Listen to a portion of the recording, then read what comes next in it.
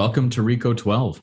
My name is Justin, and I am a child of an all-powerful and all-loving God and a recovering addict, and I'm blessed to be the host of this meeting and podcast. RICO 12 is an organization with the mission of learning and sharing the similarities of addiction of all kinds and gaining and sharing tools and hope from others who are walking a similar path. We come together from all places, faiths, and backgrounds to gain tools and hope from others who are walking this same path. Speakers from our past meetings have represented many fellowships and identify with addictions with such variety as alcoholism, drugs, food, sex, gambling, theft, codependency, and the Anon groups, just to name a few. Today is the 150th meeting of RICO 12. Thank you all for helping make this journey so adventurous and educational and inspiring to me and to so many others. I look forward to at least another 150 more. But in the meantime, I'm excited about today's speaker, Ashley S. She's been excited about doing this for a while, and the apparent energy and enthusiasm she has for the solution is outstanding. Before we get to her, just a little bit more housekeeping and announcements about upcoming RICO 12 project.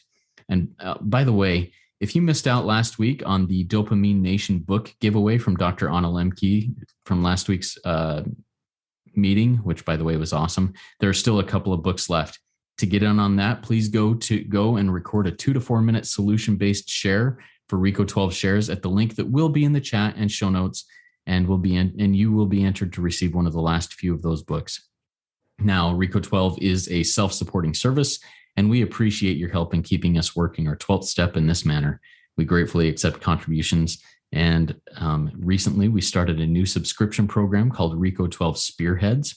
Here's a little bit about one of the ideas that the RICO 12 Spearhead program will help shape and fund. So launching on March 1st of this year, just in a couple of weeks, will be a new open share meeting called RICO 12 Shares. All are welcome to record a solution-based share that will be uploaded into short 20-minute recorded recovery meetings available in podcast format anytime, anywhere. To learn more and to record a share of your own, please visit www.rico12.com/shares. and click on the link in the show notes or in the chat of the live meeting. And if you'd like to become a RICO 12 spearhead and help spearhead this or other missions that you think would fit in the RICO 12 family of resources, please join in. You can learn more there I'll put the link in the chat and in the show notes. You can also contribute through PayPal. All right, we look forward each week to receiving the light reflected from our speakers. That light inspires hope, meaning, worth, and growth in us, the listening audience. Now, I'm going to introduce today's guest speaker, Ashley S. Here's a little bit about her. Ashley S. is a recovered sexaholic, lustaholic, and codependent from North Carolina.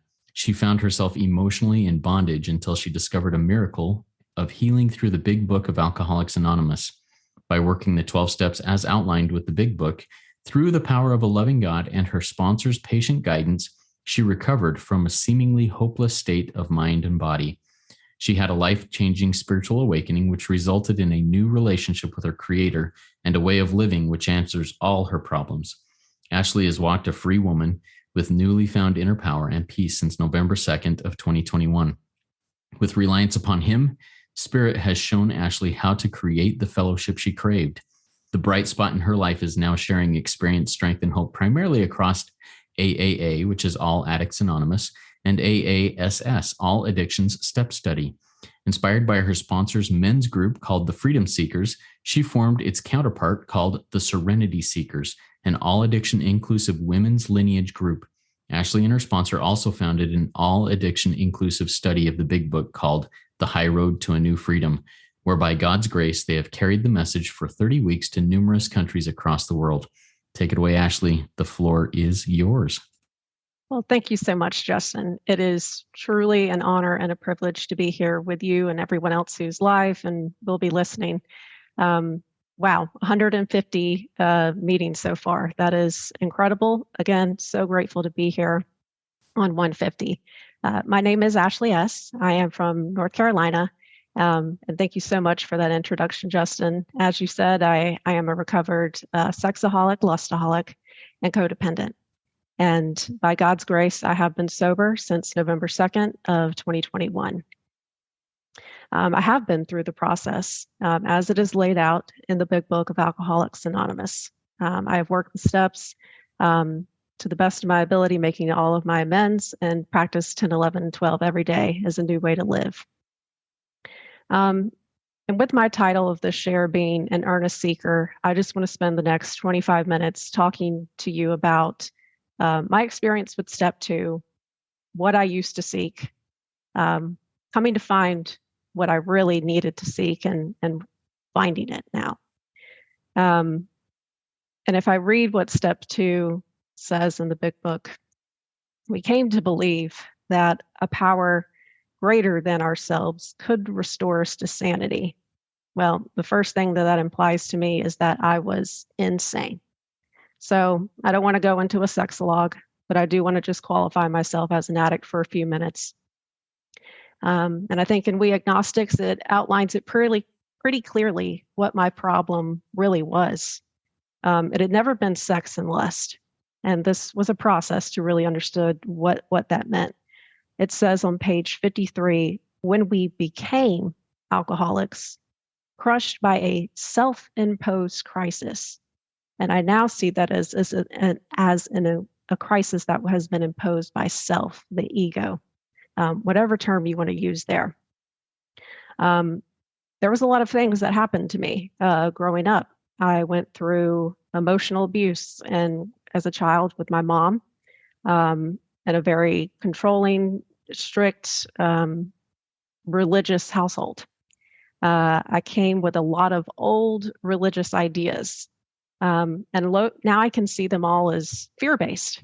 I did things out of fear. For example, I got baptized at an early age, just out of fear, not going to hell. Doing an altar call, praying the sinner's prayer, just so I wouldn't go to hell. I had this idea, as Bill says it in Bill's story, of a czar of the heavens. God was something that was in the direction of up and outside of me. Those were some of the old religious ideas I had.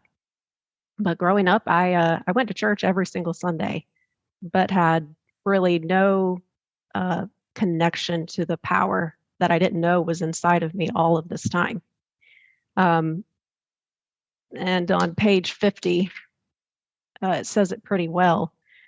We miss the reality and the beauty of the forest because we were diverted by the ugliness of some of its trees. And that was so true of me in going to church. I judged everybody there, full of a bunch of liars. But then here's one of the biggest liars talking to you today, being a hypocrite myself. There was so much judgment that I had growing up. And all of this led to a lot of insanity. Again, just to qualify myself briefly, I went through some sexual abuse when I was 17. I attempted suicide. I turned 18, spent a week in a mental institution, and I was really seeking for love in all of the wrong places. And it just started a spiral that I could not control. I could not stop, could not moderate. I craved, just was obsessed about it all day long. Just the physical, emotional abuse that a certain sexual lifestyle brought to me from others. And I wanted to degrade my own self. I wanted others to degrade me, to be humiliated. I really thought my true purpose in life was just to have sex. I thought that was all that I was good for. Long story short, found a man, was with that man for 9 years, and that's really where my codependency kicked itself into high drive. Didn't say no, did a lot of acting out with him, with other people. And again, I didn't voice what it is that I needed, so I played a huge part in that. And really what got me into 12-step was I saw my life going in 3 directions. I was either going to get into the porn industry, which I didn't want to do. I'm a college-educated woman. Why would I do that? Or I saw myself going to prison or dying. I really thought that those were my 3 options in life. So yes, when step 2 says that God could restore us to sanity, the first thing I really needed to see was that I was insane. Page 53 actually spells it out really well too. It it says at the bottom, without knowing it, had we not been brought to where we stood by a certain kind of faith. And again, I kind of just want to focus my share on step 2, but really in step 1, I got to see self, the ego, that self-imposed crisis, that it had been my thoughts, it had been all of these old beliefs that I had held on to, my attitudes, all of that has been driving me to this point. And when I could first now get awareness of this, then I could start turning it over to a power greater than myself to get freedom from it.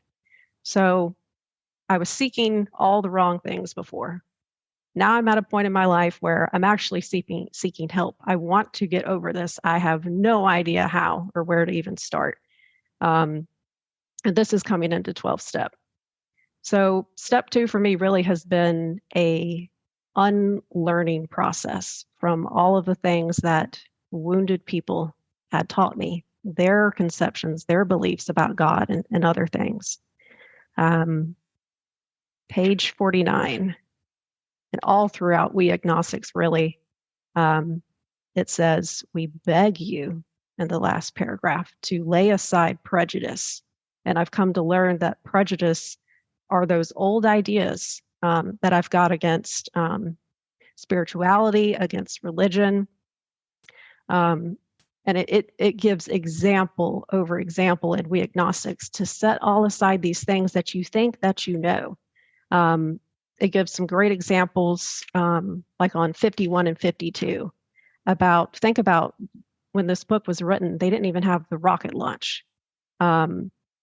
About Columbus. Columbus at one point thought, or people were going to put Columbus to death because he thought the earth was round and it wasn't flat. At one point, that was just a belief. The earth is flat. But Columbus took action and he made it a reality to change that. It's the same thing with the rocket launch. It goes into that on 52. So why could I not apply that to my own self? I see I'm insane. So obviously these things that I've held on to for a long time are not working for me. And this is just my personal experience, but if I could just kind of imagine taking all those ideas and waddling them up into a piece of paper, I was ready to throw it out. There was just nothing I wanted to hang on to. Because I knew I can't recover over this addiction if I don't do that. And so really in We Agnostics, I came to see, if we just look at the title of the chapter, ag means without, and Gnostics means knowledge. So I've literally been without knowledge for a very long time. I never saw myself, I had belief that there was a God. I wasn't an atheist when I came in here, but I never saw that I truly was agnostic. I didn't tap into the power that's been within inside me all of this time. I took no action to make things a reality. And there were some things that my sponsor and I went through as we were going through this chapter. Just conceptions and examples that he gave me that I want to share that just really dramatically changed my recovery. He started to explain to me that everything that God has created has spirit. If I look outside my window right now, there's a tree there, and I see the sky and I see the grass. All of that has spirit. I'm now able to see that God is everywhere. There is purpose. There is love. I just have to look for it. The outward reality, the outward appearances, I should say, and I think this is on 48. It says at the very bottom that outward appearances are not inward reality at all. So what step 2 in this process has been an inward change that needed to occur so I could see the world in a different way, see myself in a different way. And, another thing he told me was be very careful of the God that you pick and the God that you serve. Are you going to serve the one of judgment and condemnation and criticism, or the one of love and forgiveness?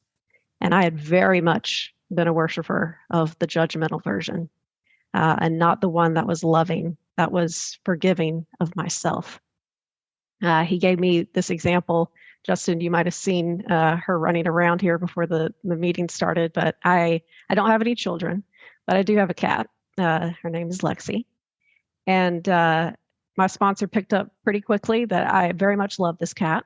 And, he explained, is there anything that Lexi could do that would cause you to not love her? There was no question. No, absolutely not. She could scratch something. It would be okay. Might get a little upset in the moment, but I would still love her. And why could I not apply that same conception to God and me?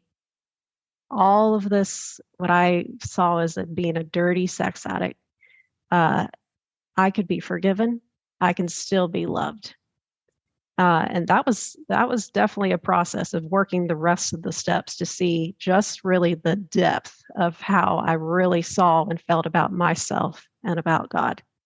But again, this book and this chapter in particular, it says to throw out everything that you think you know. Page 56 says, is it possible that all the religious people I've known are wrong? And so there were some exercises that are in We Agnostic that I was first exposed to that really helped me to dig into, okay, where's all the wrong thinking, the wrong beliefs been coming in? And as the master teacher says, I had a mustard seed of faith. I didn't know how this process was going to work. My mind was trying to understand the whys. I didn't need to understand the whys. I just needed to do it. And so I had that faith that my sponsor had done it. And if I just followed what he said, that I could recover too. And that was all that I needed, was that seed of faith. So one of the first things that I did was back on page 47, keeping an eye on my time here. On 47, it says at the very top, do not let any prejudice, again, those are those old ideas that we hang on to, that you may have against spiritual terms, deter you from honestly asking yourself what they mean to you. And I've still got my original list here on a ratty scrap piece of paper. And, I came at this prayerfully, and my sponsor told me to, get a piece of paper, draw a line down the middle. On the left side, prayerfully ask God to show you all of the terms that kind of made me bristle with antagonism, as the big book says it. And what are the prejudged, conceived ideas that you have about spirituality, about religion? Put them all down. And I didn't realize how resentful and angry I was at a lot of terms. So there's 53 things that I'm looking here on this list. And I'm so grateful that I did this exercise, because on the right side, I wrote what they meant to me right now, honestly, on that day. And wow, what a transformation it is to see what my thinking used to be like, and now on this new level of consciousness that I have today.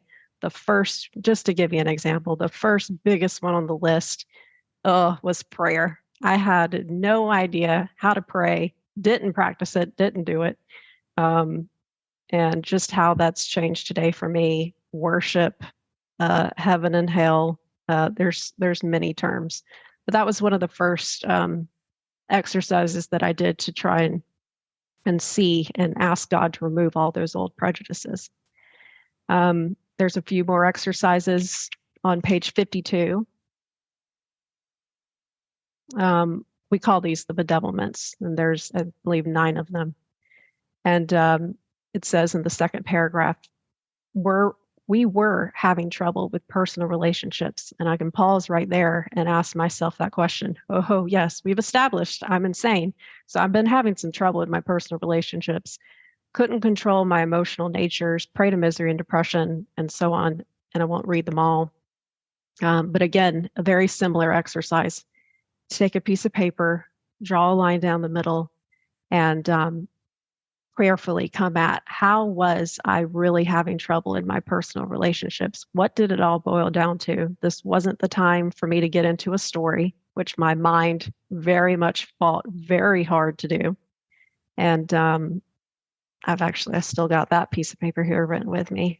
So just to give you an example, what I wrote down with personal relationships is I lust after everyone and everything and being the best/perfect, including myself. And on the right side of the page, I was supposed to write, what would this look like from the eyes of a recovered person? When I worked all 12 steps, what did I want this to look like? Now, I love my answer here. I help others to become their best selves in and outside the fellowship based on my experience, strength, and hope. And I can look through all of these, and I did before this meeting to see, where there's still some things that I want God to help me work on, and really the transformation that's taken place in my life.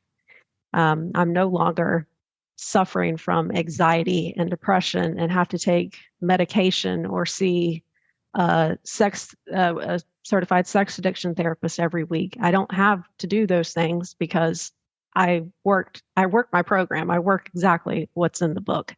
I don't go outside of the book, so I don't need to medicate the same way I used to.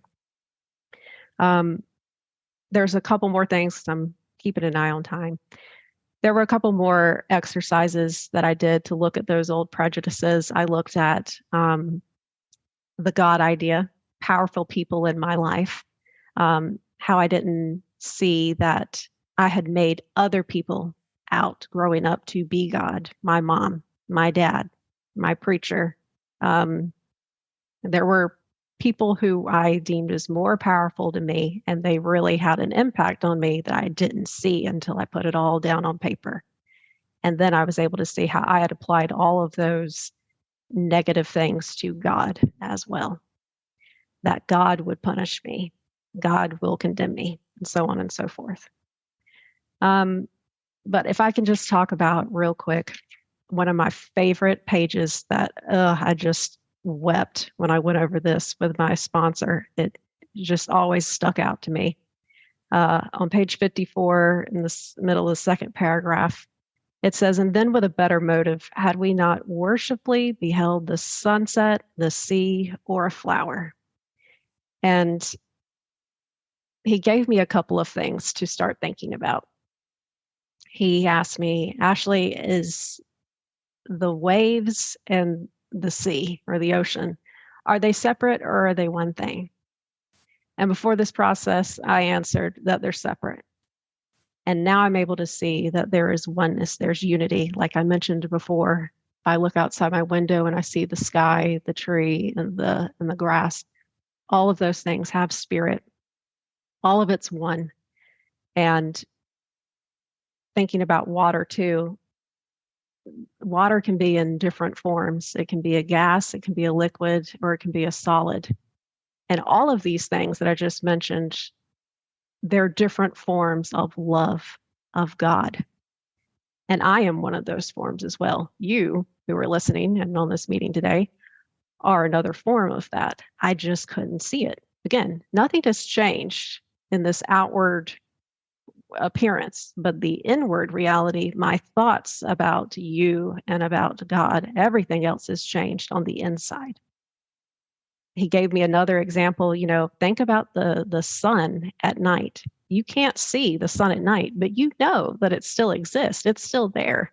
And it was the same way with me and God. I had such a problem with prayer and with God because I couldn't see it, but I needed to have all those prejudices and those perceptions changed. And that's what the 12 steps has brought me. So that's just a little bit about the process of coming to seek. And today I have really found what I have been looking for. I know that I think it says on page 51, at the very top, it says, "When many hundreds of people are able to say that the consciousness," that's a key word for me, "of the presence of God is today the most important fact of their lives, they present a powerful reason why one should have faith." That is what has changed for me, my consciousness. My thoughts are now on a higher plane because of doing this work. Step 2 was a very important part for me to become ready to move on to step 3, to turn my will, which I now know is my thoughts, and my life, which are now my actions, over to the care of a loving God, not the control of a judgmental God, but the care of a loving God.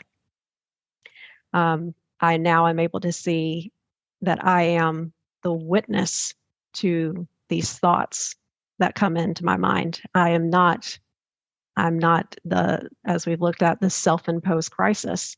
I'm definitely accountable for all of the actions that I took, but I'm not responsible for them. I've been driven here by hundreds of forms of fear. So this has helped me to have a complete liberation of my thinking, as I think it says on page 52. Yep, at the very top.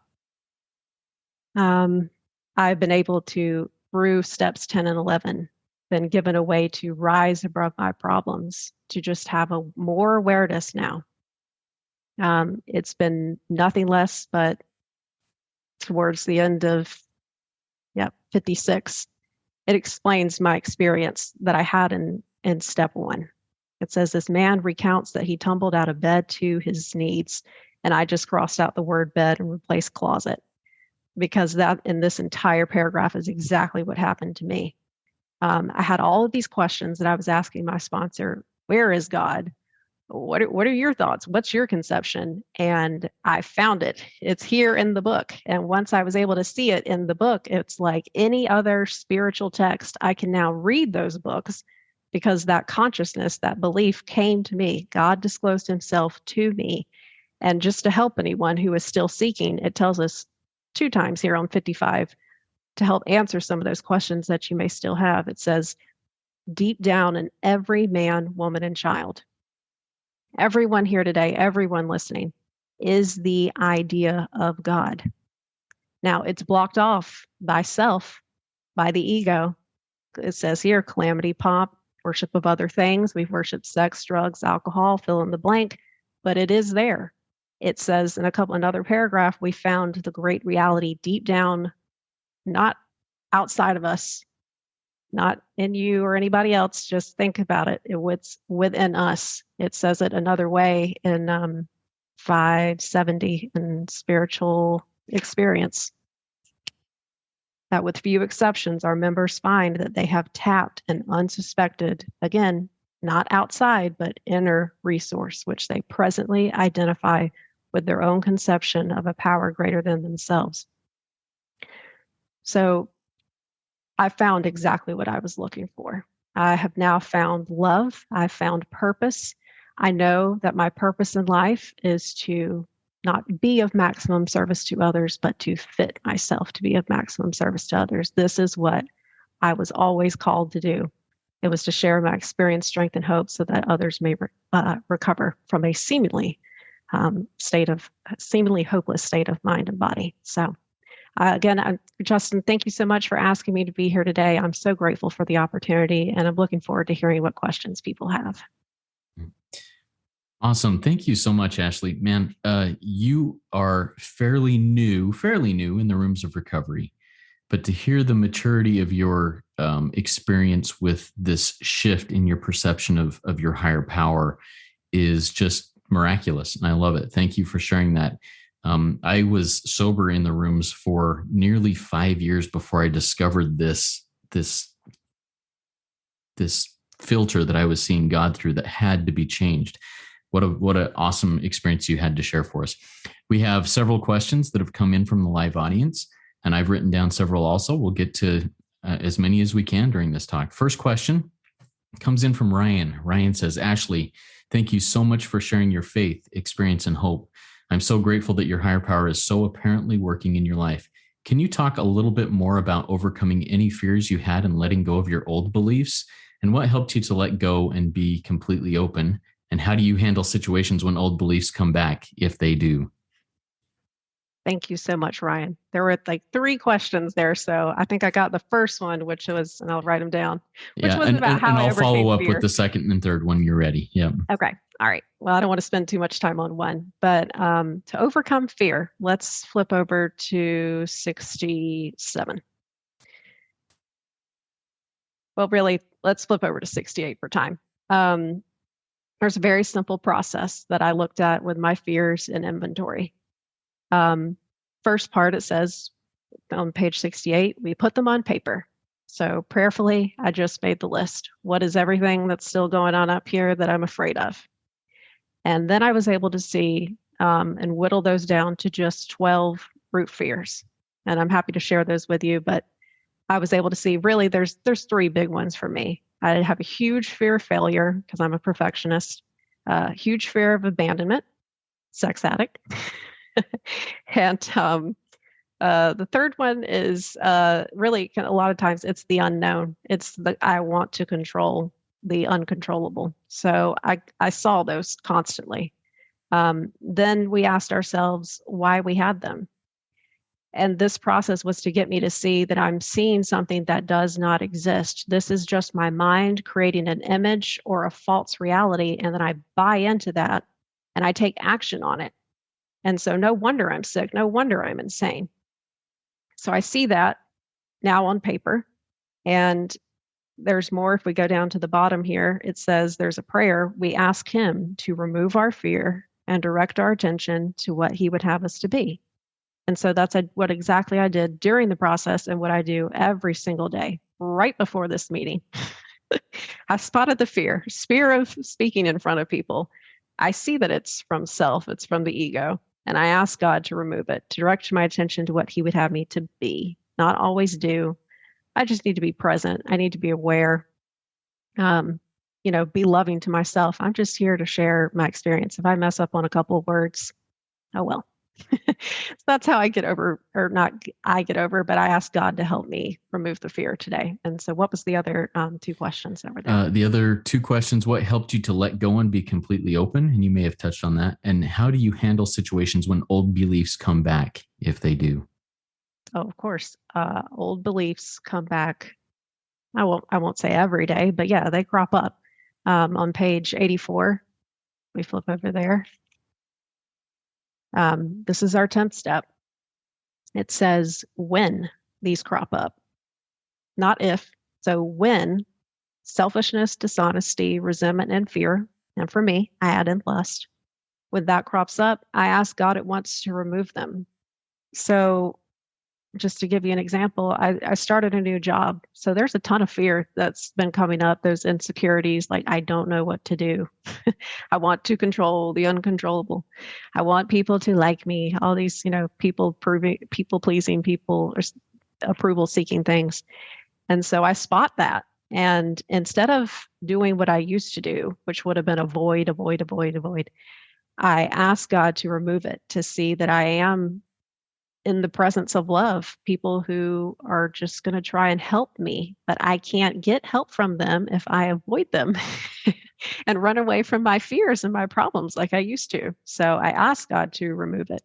I discuss it with someone immediately. I send a text to my sponsor. I make amends quickly if I've harmed anyone, and then I resolutely turn my thoughts to someone that I can help. And how this was explained to me and how this has been so incredibly powerful and different than what I used to do before is I can just close my eyes and visualize helping someone.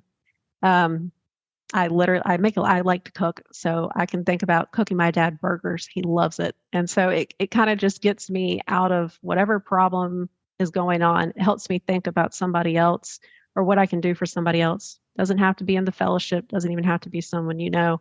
I think about taking something to a stranger underneath the overpass who's homeless. I mean, literally, that really takes me out of me sometimes. So that's how I handle things that come up. And I think I might have missed the second question, which was about just being willing to let go. There is nothing special that I can tell you that I did. That is just the way that I came into this process. I was able to see clearly from the writing that I did in my bedevilments. In step one, going through the doctor's opinion, Bill's story, I'm powerless over a lot. I'm insane over a lot. So I'm just willing to toss it all out. So I can't say anything other than just going through the book with a sponsor and being willing at every step to do whatever he told me to do. Love it. And this next question kind of goes to that sponsor question, and I'm going to mix it with one of the things that I have here. So as a sex addict, often I think that, maybe a person should get a sponsor of their same gender if they are, not same sex attracted or whatever. What is the process you went through to find the right sponsor? And this is from Sam, and in combination with my question. What is the process you went about to find the right sponsor that was able to guide you in this enlightenment that you're describing? And also, was there any fear in picking that, someone of the opposite gender? Yes, excellent question. I get asked this probably every time I share. And the first time that let me back up and just kind of say how this all came about. Nothing short of a miracle of God. I was in an S fellowship when I first came into 12 step. I got 87 days of white knuckled sobriety and relapsed. And my first sponsor let me go. And then I found another sponsor who had some big book experience. And I worked the steps in 18 days. And I can now laugh about it because I got nothing from it. I completed a worksheet for my resentments and just crossed off some X's. And there was no healing there. That was just bringing up all the resentment and just seeing it all on paper. There was no forgiveness that took place during this process. And I knew, I got to step 12 and my sponsor's like, you're ready. You can sponsor other people. You've worked the steps, but that's not been my experience. I need someone who has had a spiritual awakening, who's been as sick as I have been, to help guide me through this so that I can have a new relationship with my creator and a new attitude towards myself and others. And a couple months into being in 12 step, I was passed along some recordings from a big book study that my sponsor had done. And I listened to every single one. There were 26 of them. At this time, I was married and I was driving my husband crazy. I was listening to them when I was cooking. I was listening to them when I was driving, when I was working.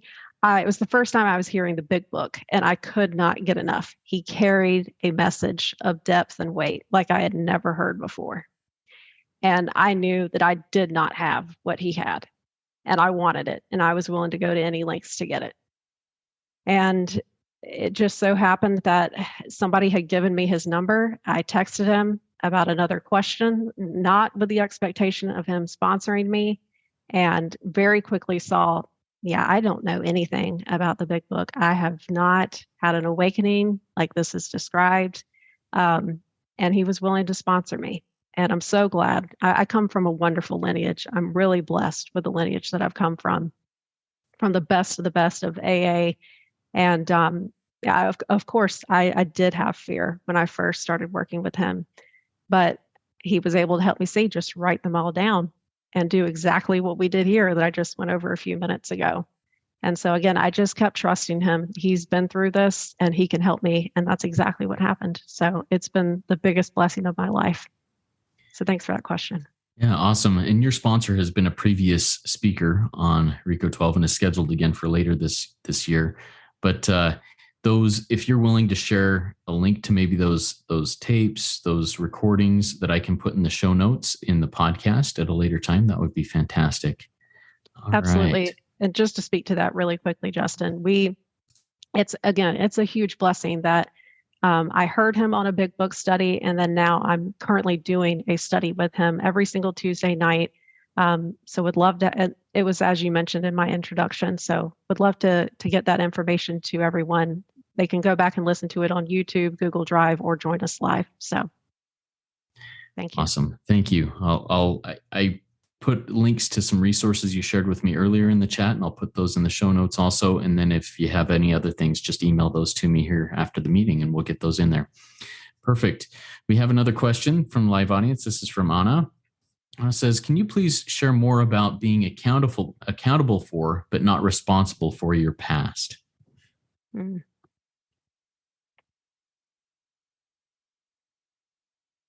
Just flip over to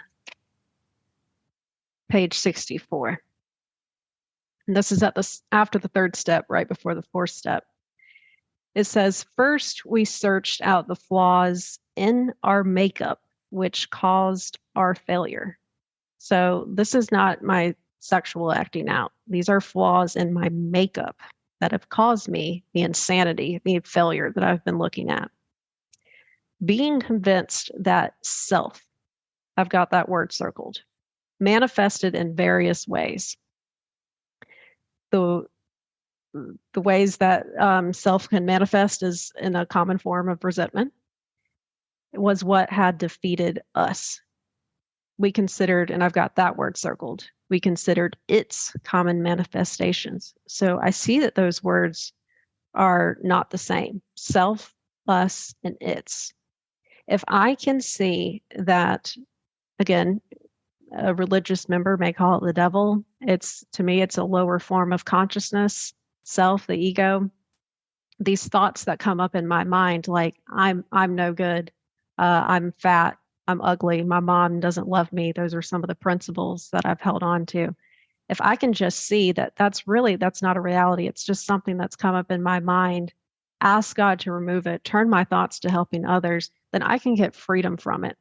So I want to make sure I kind of answer the question, but that's to me was part of the process to how I could see that I was separate from this, that I was not this. Oh, it was about accountability.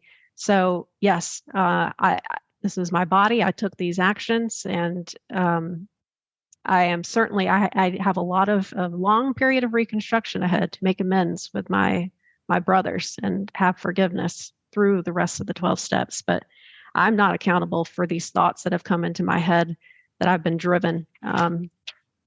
Says back on 62, selfishness, self-centeredness, that we think is the root of our troubles. Right there it is, driven by 100 forms of fear, self-delusion, self-seeking, self-pity. We step on the toes of our fellows and they retaliate. And we see it again. We invariably find that at some point in the past, we have made decisions based on self, which later placed us in a position to be hurt. One last thing. I get on fire when I start talking about this. If you flip over to page 63 in the third step prayer, it does not say, relieve me of the bondage of alcohol, of lust. It says, relieve me of the bondage of self. That's been my problem. So I hope that answers that question. Love it. Thank you, Ashley. All right. You mentioned a miracle that has happened in your life through working the steps in recovery. You mentioned that you've been released from anxiety and meds and different therapies through application of these principles. Now, I don't know that I wouldn't say, hey, this is the fix all end all for all of those things, but you've experienced that miracle in your life. Tell us a little bit more about that and why you think that's the case. Well, Justin, back in March 2021 was the start of the rock bottom.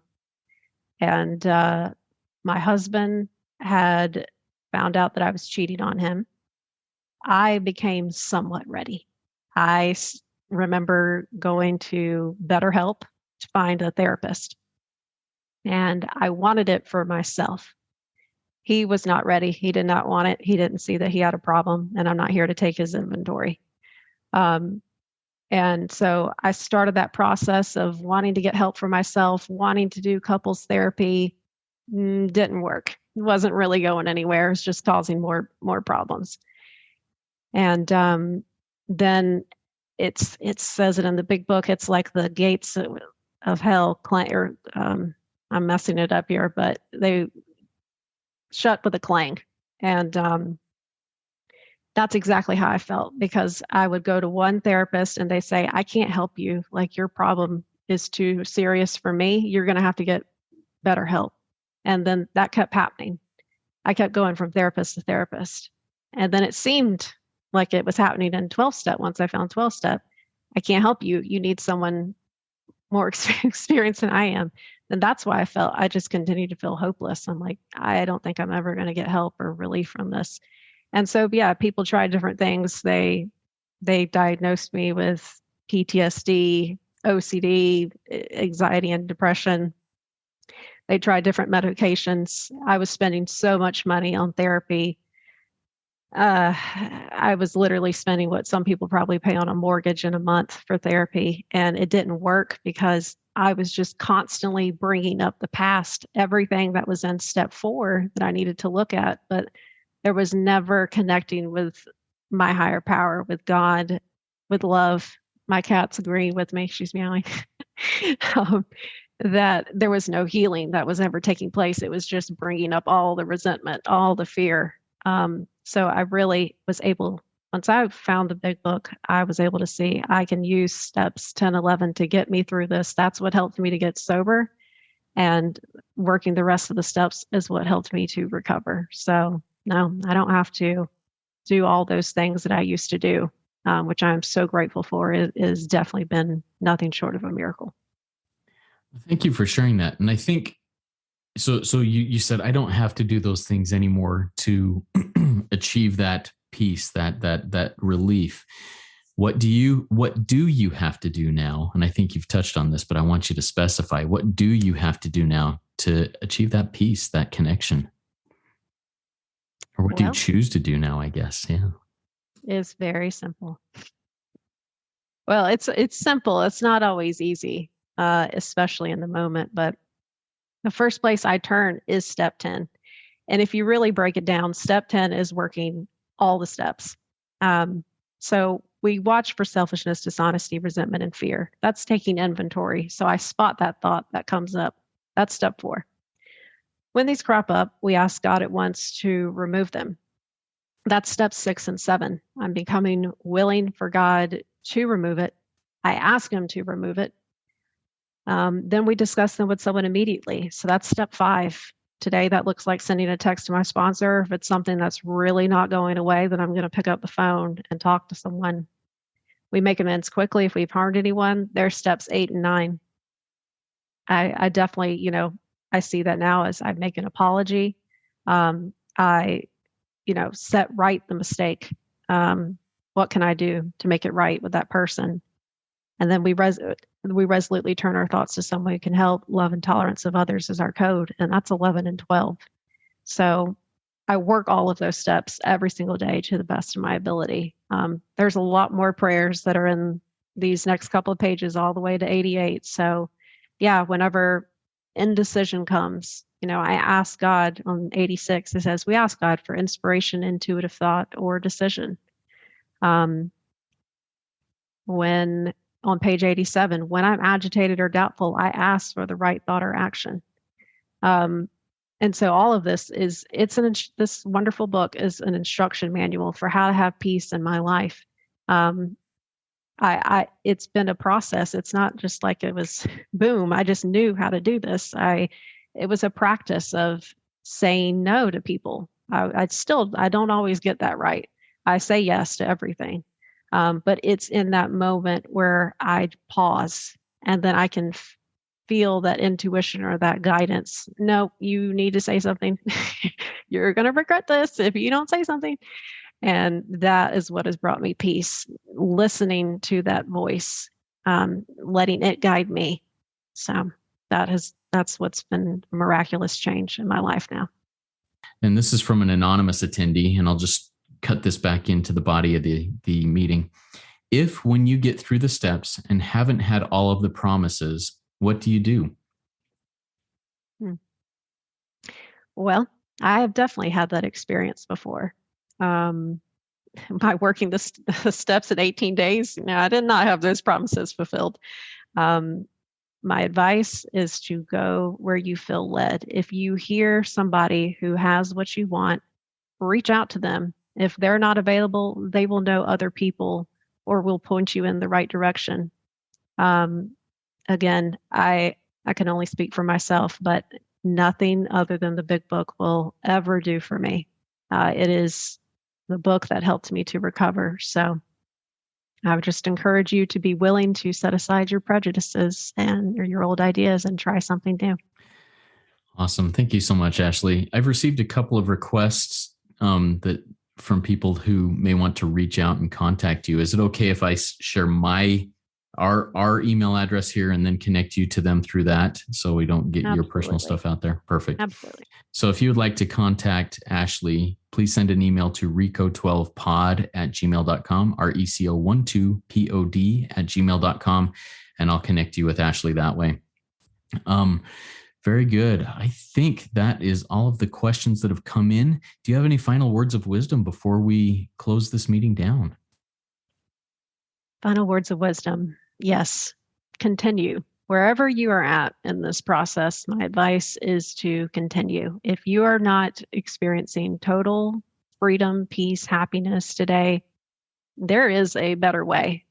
This is just my experience. I couldn't find it in the fellowship that I was in. I went to different fellowships, couldn't find it in the literature that I was in, went to different literature. Maybe what you're doing is working for you, great. But this was my experience. And if you're reading with your sponsor, keep reading. If you're doing the writing, keep writing. It says, and we agnostics, the consciousness of our belief is sure to come to you. So God will disclose himself itself to you through this process. And thank you so much again, Justin. I've really enjoyed being here today. Thank you, Ashley. All right, that was a great RECO 12 weekly speaker meeting. If we didn't get to your question, or if you have other questions, please consider joining our WhatsApp community by sending an email with your WhatsApp number to reco12pod@gmail.com, same address that I can connect you with Ashley there, and join in our community and ask those questions and answer others' questions that may come up. I invite the audience to come back next week. If you have not yet rated and reviewed the podcast in Apple Podcasts, please go do so. Go do so now. It's a great way to help us work our 12th step in sharing this message with others. Next week, right before this meeting, I got word that our speaker next week got COVID and is delaying. So I am going to be rounding up a speaker who is on deck, who's always available, but I got to confirm that. But I'm excited about this. We will have somebody here next week that will have a great topic. I'm looking forward to hearing about what that person has to say. Now let's launch off into the rest of this day with a prayer that Ashley has chosen. Ashley, do you have that prayer handy so you can say that for us? I do. Awesome. This is the prayer protection that I've recently been given. The light of God surrounds you. The love of God enfolds you. The power of God protects you. The presence of God watches over you. The mind of God guides you. The life of God flows through you. The laws of God direct you. The peace of God abides within you. The joy of God uplifts you. The strength of God renews you. The beauty of God inspires you. Wherever you are, God is, and all is well. Amen. Amen. There's one who has all power. That one is God. May you find God now. Keep coming back, everybody. Let's trudge this road of happy destiny together.